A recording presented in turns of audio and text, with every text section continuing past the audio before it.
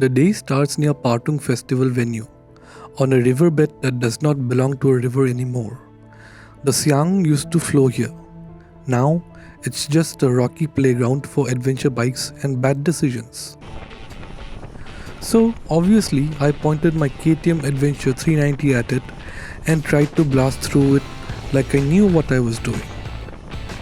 Post lunch, all that excitement turned into full battery drain.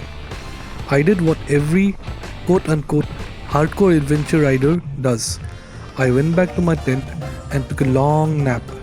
Zero guilt. Sometimes throttle therapy is just lying down in a quiet tent and letting your body catch up with your ambitions. By evening, I walked from a campsite at Camp X to the Partung festival, which was 10 minutes on foot. A completely different world. Colorful lights, food stalls, kids running around, and that low hum of happy crowd. I found a spot near the stage and let the live music wash over the whole day. Sometimes a ride doesn't need more speed at the end, just guitars, lights, and other people's stories. After about an hour, I headed back to Camp X. Next morning was supposed to be simple. Good sleep, early wake up, and smooth exit. But the valley had other plans.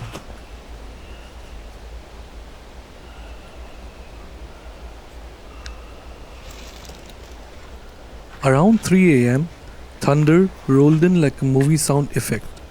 The wind picked up and my tent started fluttering like a flag in election season.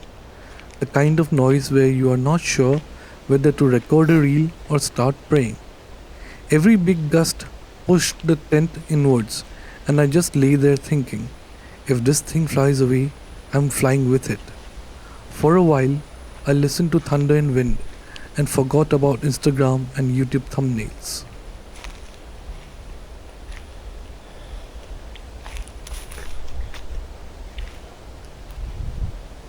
Around 4 a.m., it finally calmed down. I unzipped the tent, stepped out, and checked on my bike. There it was, still standing, still strapped, still loyal. Meanwhile, I had mentally fallen over at least a couple of times.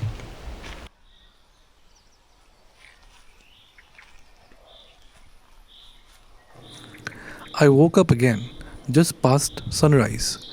I wanted a nice time lapse, but by the time I grabbed the camera, the sun had already finished its entrance. Note to self, the sun doesn't wait for creators. So I switched to don't waste more time mode. Brushed, geared up, loaded the luggage. The campsite crew handed me tea, some toasted bread, and coffee. There is something special kind of kindness in hot coffee after a rough night.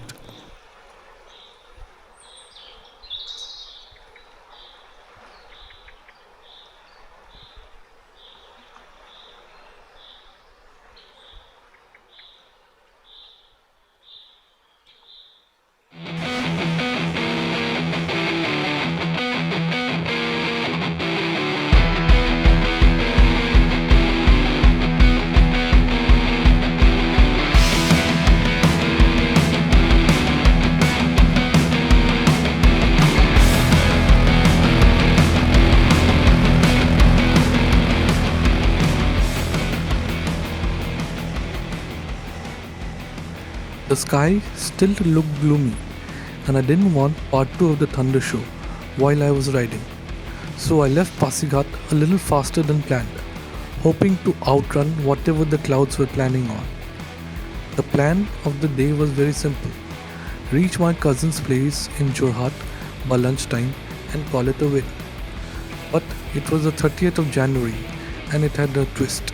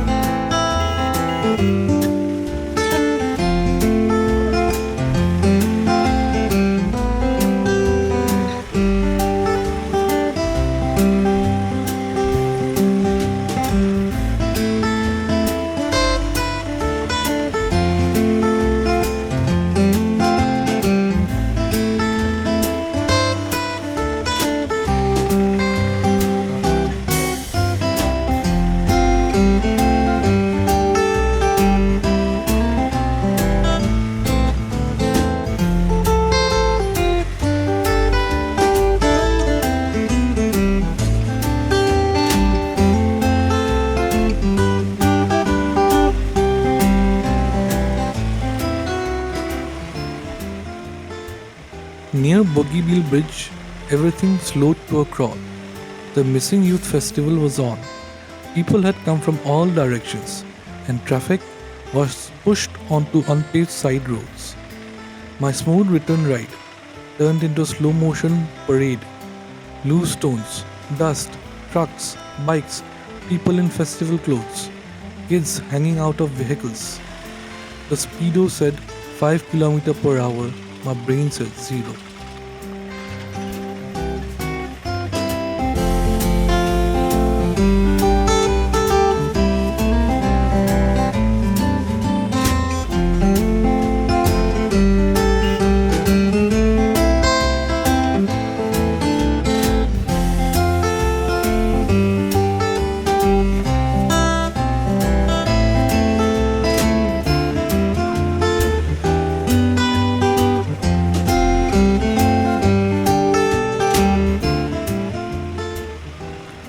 For almost 2 hours, I crawled through the chaos. First, you think, small traffic jam. Then, it will clear up. But after a while, you stop thinking and just stare at the one rock in front of your wheel.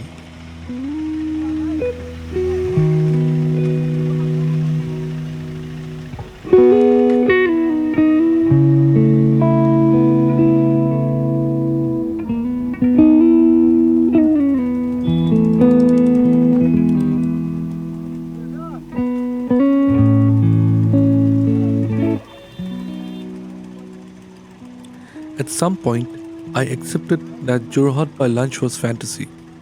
The road had already taken its cut, and there was no prize for arriving exhausted.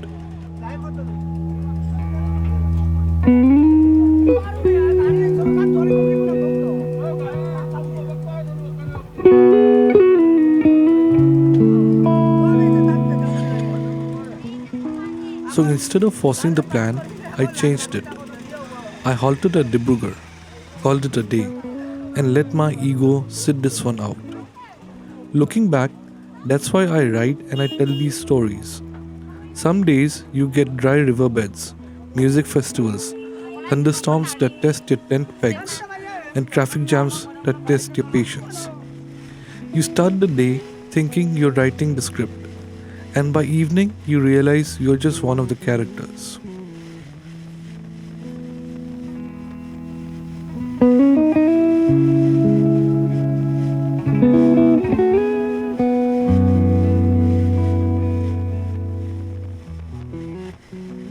If rides like these, where the plan collapses but the story gets better, are your thing, hit the subscribe button so you don't miss the next chapter.